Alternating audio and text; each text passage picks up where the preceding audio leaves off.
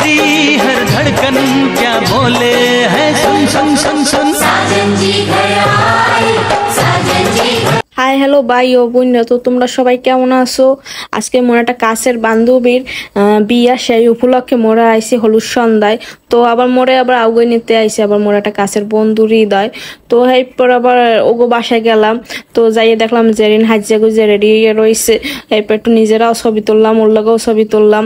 তো এর মধ্যে একটা ঝামেলা হয়েছে, ওরে ভাই দিন নাই রাত নাই, কি যে ঠাড়া পড়া গরম, মানুষ একাল হিজে যায়, এই রকমের অবস্থা।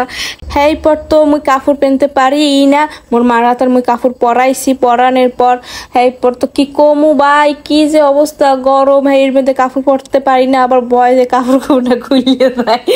এবার যাই হোক, সমস্যাটা হয়েছে যে হৃদয়ের কথা ছিল পাঞ্জাবি পরবে, কিন্তু ও পরে না। এখন এই শালিশি আমার বান্ধবী আখি করবে, তো এই বিষয় বোঝাপড়া খাওয়া করতে কোনো খাওয়া কাটতে যাইয়ে না, খাওয়া কাটতে যাইয়ে তো কোন করে যাইয়ে ডাইরেক্ট ময়দানে এই ওগো বাড়িতে বাইরে মো আর বোঝাপড়া করব।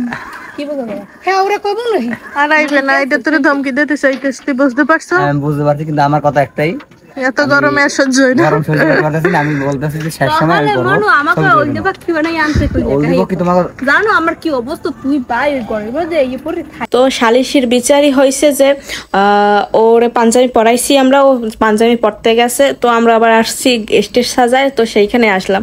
তো স্টেজ সাজানোর কথা ছিল, মানে সন্ধ্যার ভিতরেই হয়ে যাওয়ার কথা ছিল, এর জন্য আমরা হলে আইছি। কিন্তু দেখি যে স্টেজ সাজানো হয় না, তো এর জন্য স্টেজ সাজাতে 11টা-12টা বাজে যাবে, তো এতক্ষণ থাকা তো সম্ভব না।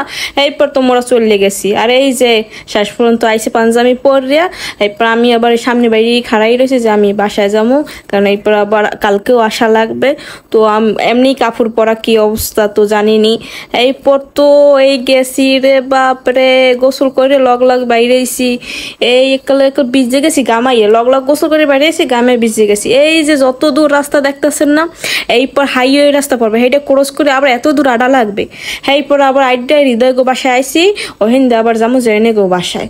তো এই হেইপর তো মোরা সবাই বন্ধু বান্ধবরা মিললে গিফট কিনছি, যেহেতু শেয়ারে সবাই দিতে আসি, সবাই বেকার মানুষ। এরপর কইলাম যে এখন গিফট একটু মাথায় ল, যখন মোরা সবাই মিললে কিনছি ভালো মতন লইয়ে যাই বিয়ে বাড়ি, যে গিফট লইয়েছি মাথায় হরিয়া।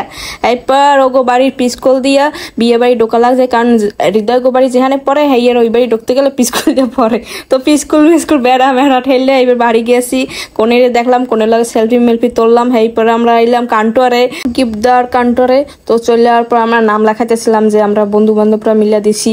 তো এরপরে এই খাওয়া দাওয়া চলতেছে দুমছে।